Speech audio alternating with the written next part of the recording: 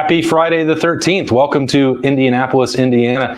Great confluence of events. Friday the 13th, the night before a solar eclipse in Ohio State going to Purdue. Yeah. And like we sit here, we wonder, how come it's always so weird when Ohio State plays Purdue at Purdue? And this is why.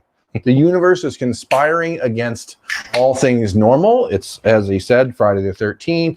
It feels like, there's torrential rain coming throughout the evening here. Purdue's already allowing their field to get all soggy. And then there's going to be a solar eclipse about halftime of the game tomorrow. And so you don't know what's going to happen then. That's a first. Never covering a game, right? Never experienced that. So cheers. Thanks for joining us. Those of you that have, this is Road Breaks. We have some road beers. We went to Daredevil again because we practically live in Indiana now. Third game of the year in Indiana for Ohio State. They played 3 in the Horseshoe. Well, that'll be the case after this week. So half and half. Pretty weird. Yeah, but cool. But we have a Liftoff. That is a West Coast IPA from Daredevil. We love that place. We already had some pizza and a couple of beers over there. Try the Vacation. It's fantastic. And then Card Collector 2 sponsors the show. Every time we're on the road, we thank him for that and the support. There is a new college football product out, and we have that to open tonight, which is Bowman Chrome University. I think there's 11 Buckeyes on this checklist, so it's a really cool product. It has them in their licensed stuff. It's not airbrushed, Photoshop stuff out. There's Marvin autographs in here. There's Kyle McCord autographs. Really cool product, not that expensive. Go down in Grove City and find Ryan and say, hey, I watch Road Breaks. Give me a sweet deal on some Bowman Chrome U. Is there a product that has gotten better more than this has in a year just by having licensing? I think that it raises the bar dramatically. I mean, it's not cool just to collect cards with no logos on them. So this is pretty cool, and if you're like a reseller, it changes the value of resale on this sort of card. For college cards, which are generally have a very limited window, this extends that quite a bit, I think, because there will always be people who collect Ohio State or their specific favorite college. There's also an element at play here, just to get into the card part, where when Topps is inevitably taking over the full-time NFL license, there's prospecting with baseball where you collect in the minors, and they have their Bowman first cards. Those are now in the college football uniforms and in this product. So there's a first for Marvin Harrison. There's a first for Kyle McCord. So they're different than the rookie cards, but they do retain some of their value that way. At least that's the plan. But if you have more questions about that, again, Card Collector 2 in Grove City, that's where you should go. We've got a bunch of questions from the tech subscribers. We appreciate those on a Friday night. For those of you hanging out, maybe we'll get to some of those on YouTube as well. But this is a lot of cards. Yeah, it sure is. This is going to be you're going to have to go fast. We got started earlier than normal on Road Breaks. Now, these are, 10 packs in a box? No. Are you? You just looked at it. No, how many is that? You're like, oh my gosh. How many is that? There's only 4 cards in a pack. So how many packs are in a box? I think there's 20 packs. So that's a lot. Well, yeah. Okay, we're no talking, just opening. Nope, wrong. Damn it. All right. Just opening, no talking. Let's start with the first one, which is from Richard Stepp. It's easy. You can open while I dive into this. It was any updates on Emeka Egbuka. Yes, if you have not seen it or followed along with the coverage all week, we have been pretty steadfast. Emeka Egbuka was highly unlikely to play. I said don't risk it. That's, of course, the way that Ohio State is approaching this as well. Ryan Day, there are a handful of reporters, mainly television folks that already are up in West Lafayette. I saw Whitney Harding was the first from NBC to pass it along, that Ryan Day confirmed that Emeka Egbuka was not traveling with the team. We did not expect Emeka Egbuka to play. This is not a surprise. We thought this was the case all week. Bill and I did not see him coming off the practice field on Wednesday night. He did not participate in any of the Monarch sessions on Tuesday or Wednesday. We thought this was coming. Bigger role for Xavier Johnson. Ohio State tried to play coy. Brian Hartline's like, I don't know. We'll see what happens. But Kyle McCord, some of the answers they gave, they were not expecting Emeka to push it with Penn State next week, and they are not. Yeah, and if he's not playing, you can only travel 74 guys. There's no point in bringing a guy over here that when you could maybe have someone that may get a chance to play. If the Buckeyes go out and put it on Purdue in the first half tomorrow, you're going to want to have as many young guys getting a chance to play as possible. While Emeka is one of the team leaders, he's not a captain. He's a guy that's, It's not a playoff game or a bowl game where you just get to bring the whole team. Yeah, so there's no point in him being here, and he's going to get to stay home. Normally that's reserved on Ohio State game days for guys who have concussions or whatever, but there's just no point in him traveling for this trip.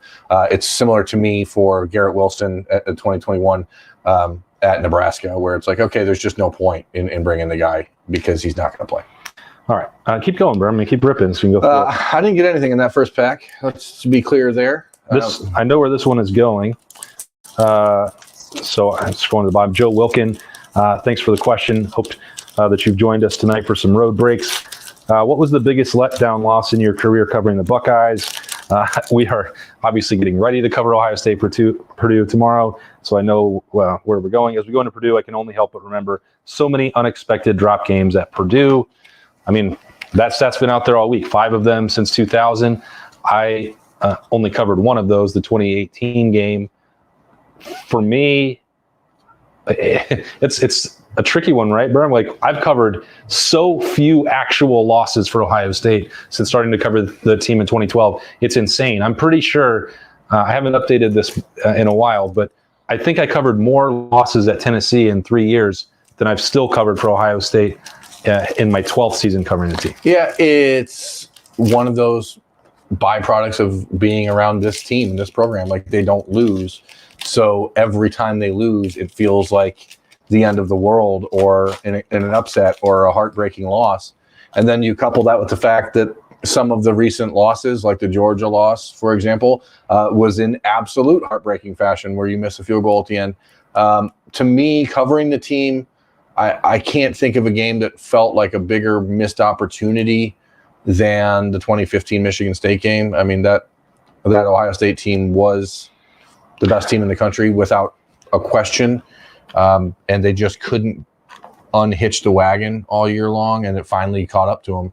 And I think there's some parallels with, maybe what you're seeing with this team right now. Like, if they have another couple weeks where you just can't seem to get things going and you can't figure out your offensive identity, eventually that's going to catch up to you. I don't think that'll happen this weekend. I know all the history about Purdue. This one doesn't feel like because this team knows about that, right? Like, you were going to say trap game. Yeah, in 2018, Ohio State hadn't played at Purdue in, I think, 5 years at that point. Like, it's been 5 years now, but it was 2013 was a weird win against Purdue. 2012 was a weird win against Purdue. 2011 was a loss. Like, they should have known, but I don't think anyone really took that seriously. I don't. 2015 Michigan State's the one to me. That one's just. It's inexcusable for so many reasons. It's always a tease when you get a pack with 6 cards. Like, there's supposed to be 4. Because you're like, oh no, which one of these is only going to have 2 to balance it out? So I think that Iowa and Purdue, those losses are so those similar. Are shocking though, but are they like, what was the wording in the question? Because those are shocking and like, oh my God, I can't believe let down loss. Yeah, like a letdown. I mean, I was not let down by Ohio State's performance against Michigan State, even though it was below their standard. They had been messing around with that inevitability for a while. Yeah. I think the shocking, to me, letdown loss was following up the Penn State comeback and JT Barrett saying, gonna go out on top, gonna win the Big Ten, gonna win a national championship. I'm back in the Heisman Trophy conversation with one of the best fourth quarters in Ohio State history. One of the best fourth quarters in college football history. You're going to put it in that conversation. And then the very next week, just completely annihilated by Iowa. So in terms of a letdown, I think that's maybe where we're going. Worst loss, Iowa and Purdue are similar. Most embarrassing loss, I think, for Ohio State is not those. It would be the Clemson semifinal game being shut out. To just not even show up in that game. I mean, I guess to me, letdown is a different. I mean, it depends on. You're talking about the team had a letdown, or they let down, right, or the fan base was let down. That Clemson loss in 2016, that in the Fiesta Bowl, was just that. No Buckeyes yet over there, Birm? I haven't had no Buckeyes, no numbers, no nothing. But again, to me, 2015 Michigan State was like that cost Ohio State a national championship. Sim is the 1998 loss to Michigan State, but whatever. All right, let's see. Ryan Galasso. I'm jumping in here without knowing what this is going to be. Could be anything. Should do dinner breaks from St. Elmo's or smoke breaks from Nikki Blaine's. The only two things that he likes about Indy. I mean, that's fair, but we don't smoke cigars on the road. And I have been to St. Elmo's, and for me, it's a pass. I love the cocktail sauce, but I can get it at Harry and Izzy's. I don't want to go there and like spend 2 hours at a steakhouse. You guys know me. I mean, I'm pretty simple. Maybe Birm wants to do that, and he's forced to go along for the ride with me, but I'm going to find the local craft beer, and if there's pizza along with it, which is what we get at Daredevil every time, which is why they've had multiple visits from us, which is pretty uncommon for us to do it that way. I certainly don't judge anybody for liking those things in Indy, because there are a lot of people on the Ohio State beat. Those are the two things that they want to do when they come here. It's highly recommended, but for us, like, I don't even like to stay downtown.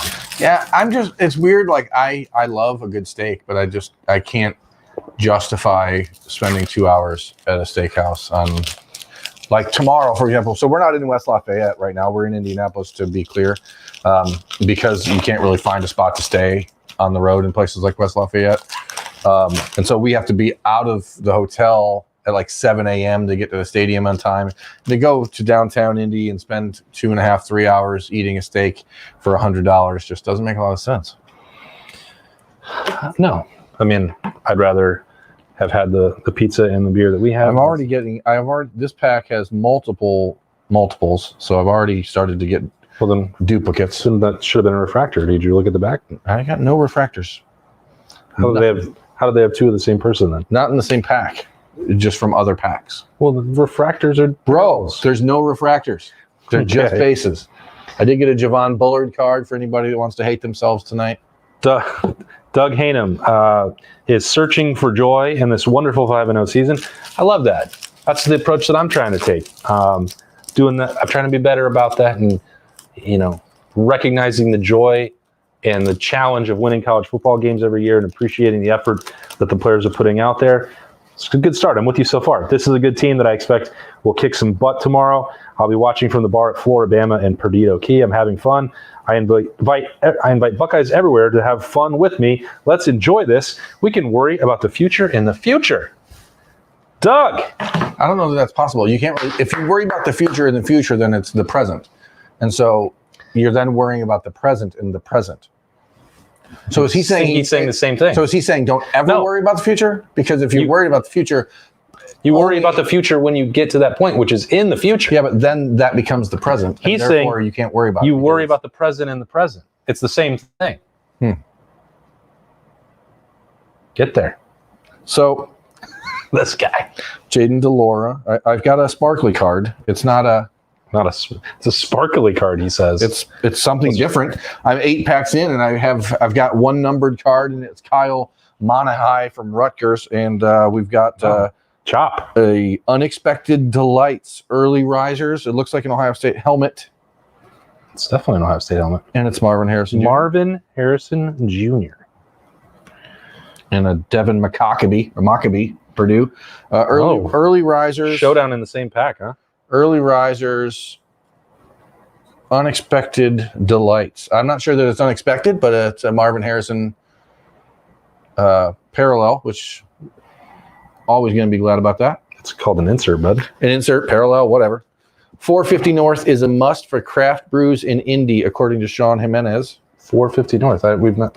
Sean, where is 450 North? I bet it's probably on 450 North.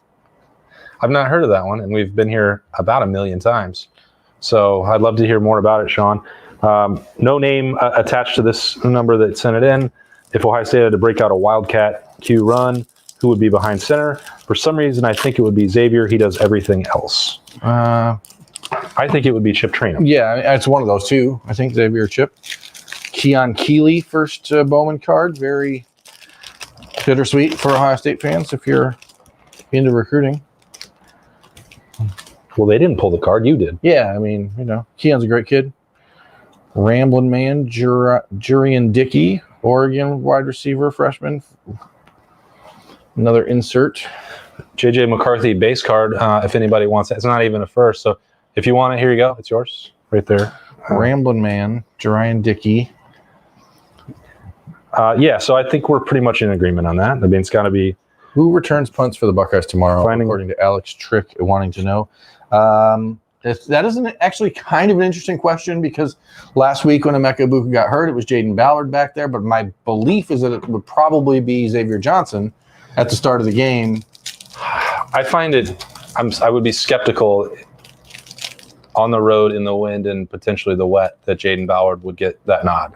Now, he's been the backup, but I feel like given the way that Parker Fleming talked about that role during training camp and in the spring, like I don't know that Jaden Ballard is that close to actually being the starter as much as just involved in the rotation. I could be way wrong about that, but those are some of the conversations that have been had. I would think most likely we would see Xavier Johnson or potentially Julian Fleming involved in that. First and foremost, all you have to do is go catch it. Yeah. Like, it's not going to happen that they're going to try and set up a return and go score. And tomorrow you don't have to do that, especially. So Birm's got an autograph. I've got my first upside down card, which generally means an autograph. And it's a big one. If you're talking about the Big Ten. I'm always talking about the Big Ten. Drew Aller, huh? not numbered. Base Drew Aller auto. Which is unfortunate that it's not numbered, but a Drew Aller auto will. What were your experiences like with Drew Aller? Great kid. Love Drew. Love his family.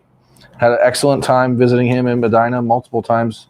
Right before Ohio State offered him last year, and then he stuck with Penn State, obviously. But really like the kid. His quarterback coach, Brad Mandler, is awesome. Does a great job with quarterbacks around Ohio. Also working with Ryan Montgomery. Also working with Levi Davis, 2026 from Olentangy, who's going to be a really good player. So, I think Ohio has been so out of the quarterback game for a long time that people get understandably frustrated when a guy like Aller ends up elsewhere. But Ohio State in the same class had planned on Quinn Ewers being the quarterback in that class, and then he reclassified, and then they replaced the number one ranked recruit in the country in Ewers with the number one ranked quarterback in the country by some other people's rankings in Devin Brown.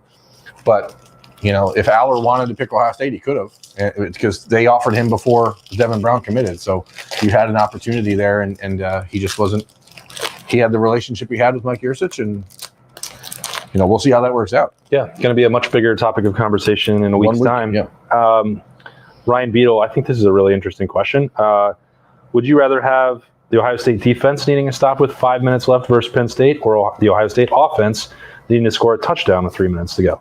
I think that's an interesting debate, but I think the answer is clear for me. The answer is clear for me too, and it's the offense. Oh, really? I'm the other way around. I think that Kyle McCord is at his best when the pressure's on, and that's just, I think, who he is. I think he's one of those guys that needs a little bit of extra feel in the moment, and I would take him in that moment. My second auto was Grant Wells. The reason that I say that is more opponent-based than Ohio State success-based. We've already seen Ohio State drive the field against a good defense. I believe that Kyle McCord, Marvin Harrison, and that crew could do that if they had to against Penn State, although I think Penn State's defense is better than Notre Dame. But the reason that I say that is that one of my frustrations has been, and to go back to the future is the future conversation, I'm about to do something that I don't like to do, which is to take the games that have already happened and say, well, how does that measure up with Penn State? How does that measure up with Michigan? Those things are going to come, and the matchups are going to be different. The game plans are going to be different. The motivation is going to be different. But the Penn State track record this year on offense is horrible. Yeah. And Ohio State's track record on defense is top 5, top 3 in the country. The stat that I saw this week that was pointed out to me, in all this conversation, what's going to happen against Penn State? Can Ohio State run the ball? Penn State is dead last in the country in explosive plays. Dead last. Correct me if I'm wrong, Birm, but Ohio State, I believe, is giving up the fewest explosive plays in the country. So explain to me how James Franklin, who has just complete mind meltdowns at the end of games against Ohio State when he's had a chance to steal them, how they're going to come up, he and Mike Yursich, a way to manufacture explosive plays if they have to against Ohio State's defense. I do not believe that they could. So for this specific opponent, and in that scenario, Ohio State's defense, I think, is getting a 3-and-out and like no questions asked. Yeah, I can understand the argument. I don't particularly believe in this Penn State offense yet. I know they're averaging more points a game than Ohio State, but they have not, as you said, been explosive at all. But I hope you don't get in that position either way. Well, that would be better for Ohio State if they didn't. We've got a refractor here of Chris Hilton Jr. Which one's this? Okay, but I appreciate the question, Ryan. Birm, does the Purdue pass rush pose any threat to Ohio State? I don't think so. Not more so than anyone else the Buckeyes have played this year. Purdue's defensive line is not particularly veteran. They do have some guys that were like known recruits, which is always sort of the metric I look at when I'm looking at a team. What is this? A 1955 insert. A Caleb Williams 1955 insert. Okay, that'll work. Silver. Are they all silver? Yes.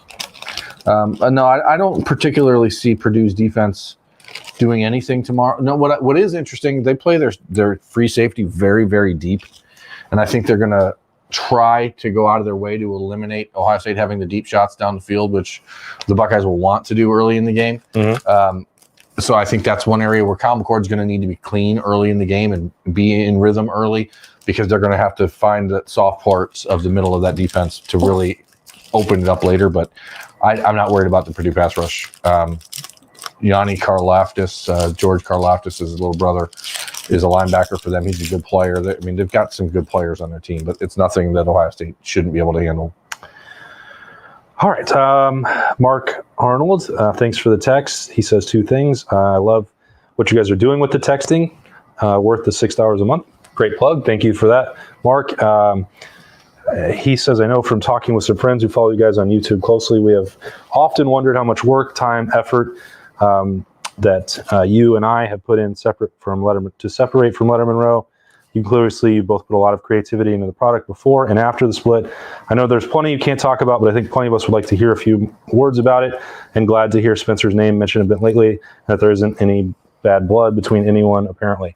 There's still not a lot that we can really talk about with that split. We, Birm and I, do put a lot of work and thought into the way that we cover the team, and that was never going to be negotiable on our part. So it's not a bad blood situation with anybody on either side. We were able to do the things that we wanted to do and have support to do that. And now doing that with Bill and Doug is great. It's awesome. We've been able to add a producer as well. So I know that I certainly understand the question. You guys that watch us on YouTube or listen on the podcast spend a lot of time with us. So to want to know more about that, I completely understand. I wish that we could tell all the details about that, but it probably wouldn't be as exciting as you think. Yeah, it's really not anything that I don't think that the average person would find particularly interesting. It came down to really, I think we're both just much more comfortable working in an independent way as opposed to being part of a network at times where you're required to do things that maybe we didn't believe were what Ohio State fans would want. And that's where I think most of the biggest disagreements came. We believe that we were asked to, lead with On 3 and what they were doing because they liked what we did with Letterman Row, and we felt that we were not being able to do the same things that we did. And when that came down, it's easier to work independent. How much work we put into it, that's certainly up for discussion. I work a lot. What he means to say is that I work a lot, exponential compared to anybody else in the world. I feel like I have a decent amount on my plate, but it's nothing compared to what this man does. Yeah, so I work. That's the closest he's ever been to actually pointing that out for you all. I've tried to make that clear. Like the way when I say watching him work on a game day is like one of the craziest, like jaw-dropping things. He's the best teammate that you could ever have because he will do anything to bring that coverage to you, and to be able to do the video, the photography, to still be able to pay close enough attention to the game to talk about it on Snappy Jays. I mean, I could not do it, and I wouldn't want to do it with anybody else. That's also part of the conversation. It's a lot of fun. We didn't want to not work together. It's a lot of fun. Or I didn't want to not work with him. He might have wanted to not work with me. This job is such a blessing, and the opportunity to cover Ohio State for a living is an absolute blessing. Donovan Jackson base card, so that's our second Ohio State player. And we're already deep into the Drew Hour conversation tonight. Drew Hour, Aqua to $2.99. But yeah, it's not what I'm looking for necessarily.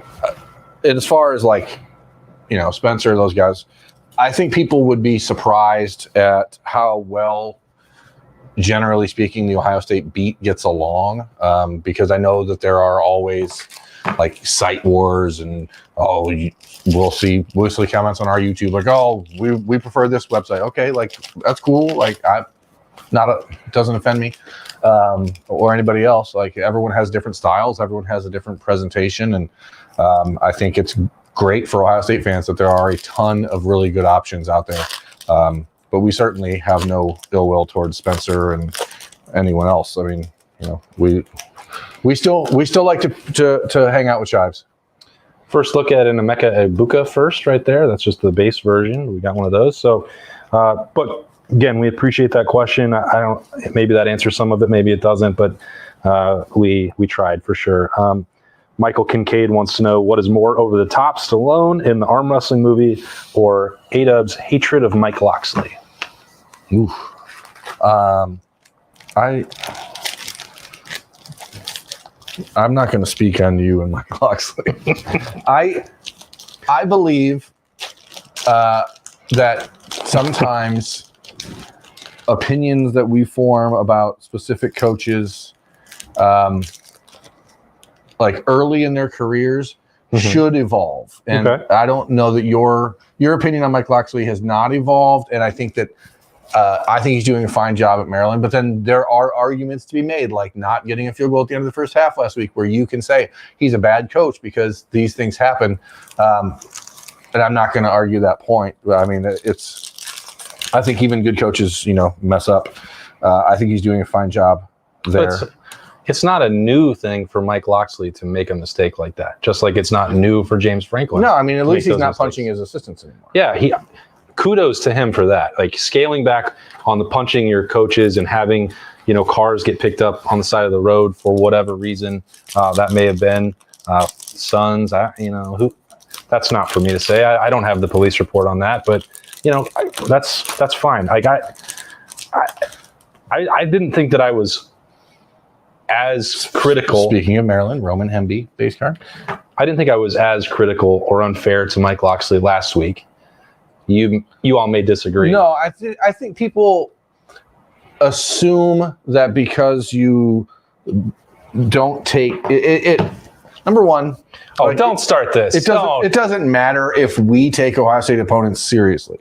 But I do think that there is a level of objectivity that sometimes gets lost because you say, like, you talk about Talia and say, oh, this kid sucks. But, like, he doesn't. I didn't say he sucks. Kind of. Not. You said that he was. I said he's a top 20 quarterback in the country. And I stand on that. Harold Perkins, number to $2.99. That's a good one. That's a guy, like, interesting how his sophomore season has sort of fallen off. I think that people, I think that we try to sprinkle in objective, like, measured analysis throughout the week with our personalities, and sometimes the irreverence comes across as disrespect, but it's not really meant to be. It's just we're just trying to have fun with this coverage, because otherwise we end up kind of talking in circles at times, and it gets a little bit mundane. And I think that it's easier to just have some shows where we are a little off the rails, some shows we're more concrete in our and confined in analysis. And I think the goal, what we try to do on this channel and with our coverage, is like have something for everyone. But then we want everyone to watch everything, so it sort of melts together. I also don't want our coverage to be monotonous and straight news presentation. I've done that in my career, and like there were people, I think, trying too hard to make Maryland into a really important game. And the numbers for Maryland through 5 weeks, 6 weeks did not suggest a real test for Ohio State. Talia may well be a top 20 quarterback in the country, but the rest of the roster talent evaluation 1 through 85 is still not that close. And Mike Locksley has proven to be ineffective in most big games. He's beating teams that he should, which he deserves a lot of credit for that, and he can have that. But like, we're also like, sports is entertainment. Yeah. Like, we're not covering a war, and we're not covering the White House or any form of government. So like, I would rather have some personality in our coverage. And if people disagree with the way that my feelings about it, that's fine too, because I would rather have those conversations. This was my first auto, by the way. Joseph Griffin. I've never heard of him. He's a wide receiver for Boston College. Good player. He came to Ohio State a couple times. Buckeyes actually liked him quite a bit. This was a green auto out of 99. Marvin Harrison, Ramblin' Man, another insert. He's rambling, man. No, I mean, I get it. I think people, it can get, I don't know. Like, I think that people, like, I think the sign of a good team in the Big Ten anymore is, are you beating the teams that you should beat, right? And like, Maryland should beat Illinois tomorrow. Like, that should beat. Now, you said they weren't going to. I don't think they're going to, because I think they're going to have a hangover from last week, but they should beat them, right? And I think that those just want to make sure that it's out there on the record. I don't think that they will win tomorrow. I think Illinois is going to upset them. But that's. I appreciate. We're not going to be able to get to every question tonight. We're trying. I'm trying to, because there's some really good ones. You guys, Birm's already threw a whole box. Well, you told me to just rip. Okay. So I ripped. All right. Well, you might have to get to some of these questions in so I can catch up. But some really funny stuff too. RM wants to know: is that the same hotel as the last trip to Indiana? It's always the same. It's always hotel this hotel when we're in Indiana. Spoiler alert. It's a good rate. We can always get it for any game. It's not that far to get to downtown and to Lucas Oil Stadium. So yes, this is the standard operating procedure. And I'd prefer not to be in Indiana 3 times in 2 months, or potentially 4 times in 5 months, but that's the way it worked out this year. Speaking of which, Scott Forey says, what was your favorite non-bowl, non-Michigan road trip over the years? Could be due to the game, or more likely the rest of the trip. I look forward to hearing which Piscataway trip it was. LOL. I only wish Landis was with you, and he can expound on the apparent firsthand knowledge of rural Indiana slump busters, maybe on the post game. Yeesh. That's going to be an all-timer comment from Bill. He's hanging out behind the scenes right now. You want to hop in there, bud? He's laughing, but he doesn't want to talk about it. I don't know. Like, it sounds silly probably to people, because we are fortunate to get to see a lot of places, and like non-bowl game, all these trips are kind of the same. Like, there isn't a lot of difference in what we do from place to place. We've only been to Iowa once. We've only been to Riley Leonard auto. Purdue. This will be the second time here. I really liked Oklahoma. I thought that was a fun trip. We weren't working together at that time. We were not. But I really enjoyed it. There was a time before. I did enjoy the Oklahoma road trip. Just a good opportunity, because once a year my brothers all come to a game, and that was one that I went to, and so it's nice to be able to see them and do different things. We had a fun one of the first trips that we went to on Letterman Row, where the Dallas-Fort Worth alumni group invited us to hang out and have a party before the TCU game. We're always up for events like that. If people want to invite us to their parties, because we did party with that group for a while. It was good. I think there was maybe Allie's family was down for that game as well. So a lot of people out hanging out, and people that were supportive of us and wanted to pick our brain. Like, hey, we love that. I mean, we're talking to you through the camera on a Friday night and taking your questions. Like, we'd love to do that in person too. Yeah. There's probably a good case to be made that we could do more things like land grant. We had a great time doing that. If we can, we will. I promise that. Okay. Greg Wagner says, hey, Birm, with all the hullabaloo about Ohio State's offensive line recruiting, can you tell us about Justin Fry's chops as a developer of offensive line talent? Is he elite, good, just average? Track record of success and development? I don't I don't, I'm not going to sit here and pretend to know every player he's ever coached. I know that when Ryan Day was hired in 2019, Justin Fry was the offensive line coach he wanted from the minute that he started. He's, I think, the highest paid offensive line coach in the country. I don't think that's done on accident. I think Ohio State firmly believes in Justin Fry. I do think that you have to give a little bit of leeway to realize that the players that he's coaching are not players he recruited, and probably not a handful of them are guys that he probably would not have recruited. But there's certainly no excuse for the way the Ohio State offensive line has played in these first 5 weeks, and especially the way they played against Maryland. We were talking when we were out at Daredevil earlier in the evening. Like, Alabama's averaging 3.7 yards a carry this year rushing the football. Nobody's talking about how bad they are running the ball.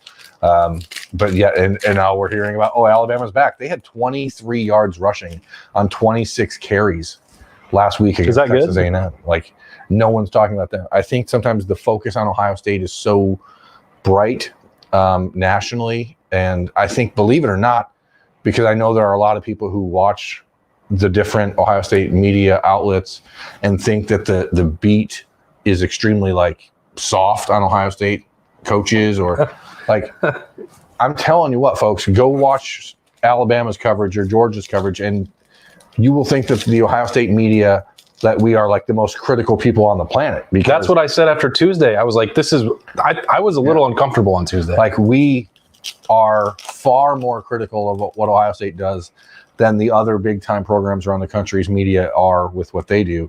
And so I think it's sometimes hard to strike the balance between being fair to the coaches and understanding their individual situations, and then just being hypercritical, and understanding that the expectation is super high and the standard is the standard and all that stuff. But that's one reason why I've brought this up, and I know that not everybody feels the same way as me, and that's fine. But part of the frustration that I have with constantly looking ahead and saying, well, the way Ohio State played today is not good enough to beat Penn State. It's not good enough to beat Michigan.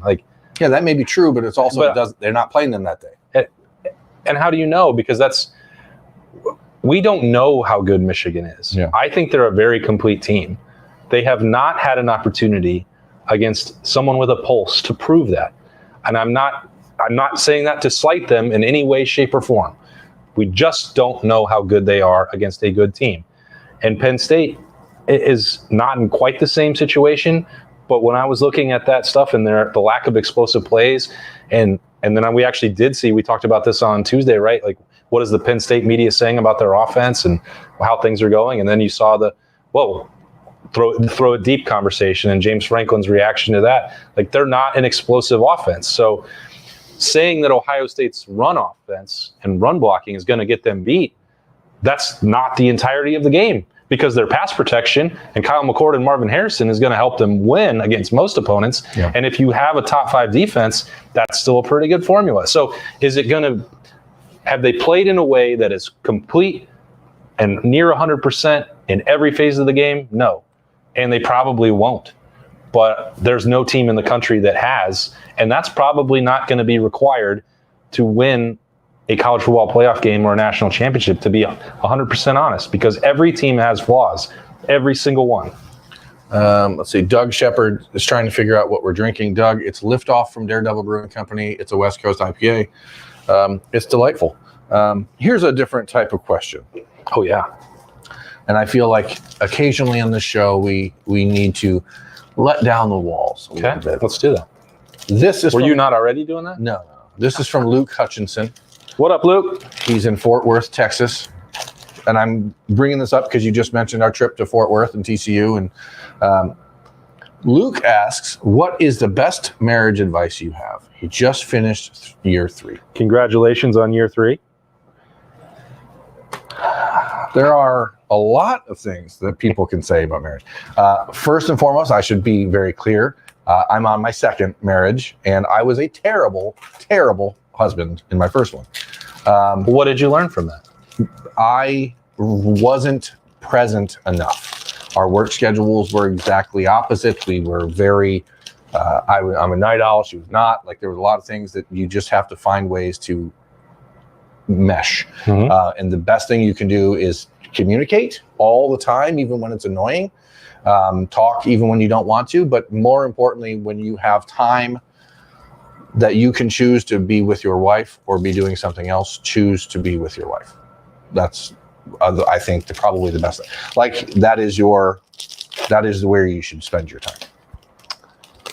Now, not to say you should never have your own time to do stuff, but you'd hope that she will recognize that and then be willing to give you that time in return. I've also tried to be more cognizant of that for your own marriage. We've changed some of the way that we do the work week. Mm-hmm. You're not in the Woody on Wednesday night so that you can go home, and I assume you're spending that time with Angie, but that's important. We're working from home. And 5, well, but that's you are still working from home. That's still better than working on the road where I'm gone, where I'm 200. And 5 years ago, that concept would have been like confounding for me. Like, we have to be here to do the job. And like, there are other ways that we actually can. And I recognize that now as someone with a 6-year-old. And like, I don't want to be gone nearly as much as I may have when I was 25 or even 35. So that's spending the time. It seems obvious, like you pick a partner that you want to spend time with, for one, and then you actually need to continue to do that. Don't take that part for granted. That's, you want to have the shared interests. I am amazed that like Allie has trained. She's going to run the Columbus Marathon on Sunday. I was like, well, as long as Ohio State and Purdue's noon, I can get back for that. Like I'm willing to do that. Definitely going to want to support her for that stuff. So like that's running. That's not a hobby of mine. And watching people run, probably not either. But for her, of course, that's the stuff that you want to do. It is. I think Birm is. That advice is the best one. It is about the time and the investment that you put into it. Because once you find that person, the job is not done. You have to do it every day. That's the last thing I would say is that you are spending your life with someone, and if you think that you can be the same person at age 24 that you are at age 44 or at age 54, like that's wrong. You need to be continually growing and figuring out ways to improve who you are, to make yourself a better husband, and to figure out ways to be a more involved spouse. I get frustrated when people say happy wife, happy life, because like, I don't think that men in our role should be just relegated to only being there to make sure our wife happy man, happy plan, happy. It should be happy spouse, happy house. Like it has to be an intentional thing where you're going out of your way to make sure that the person that is bending over. My wife is so remarkably supportive of everything that we do work wise that like I would be a complete fool to not be appreciative of that, and to make sure that when I have an extra 2 hours, where 5 years ago I would, be talking to a recruit sometimes or on the phone trying to figure out a story. Now on a Saturday night, I'm much more than happy to just sit and watch Love is Blind on Netflix. I wonder how Boston College got 2 different wide receivers into this product. I don't love it, that's for sure. Not something I'm looking for. All right, I have one more pack, and we have one more question. Trevor in Toledo, any interest in road breaks during Michigan week at any of the hometown bars in Toledo? Doc Watson's, perhaps. Ernest location downtown could also. Ernest location downtown would be one that I'd be interested in. But I'd also be interested in the original Ernest location over off of Detroit. So there's more than one Ernest? Yeah, Ernest is blowing up. Wow, good for them. Let's see. I want to get one more good question. That week is hard, like, because we are trying to balance our home lives. It's Thanksgiving.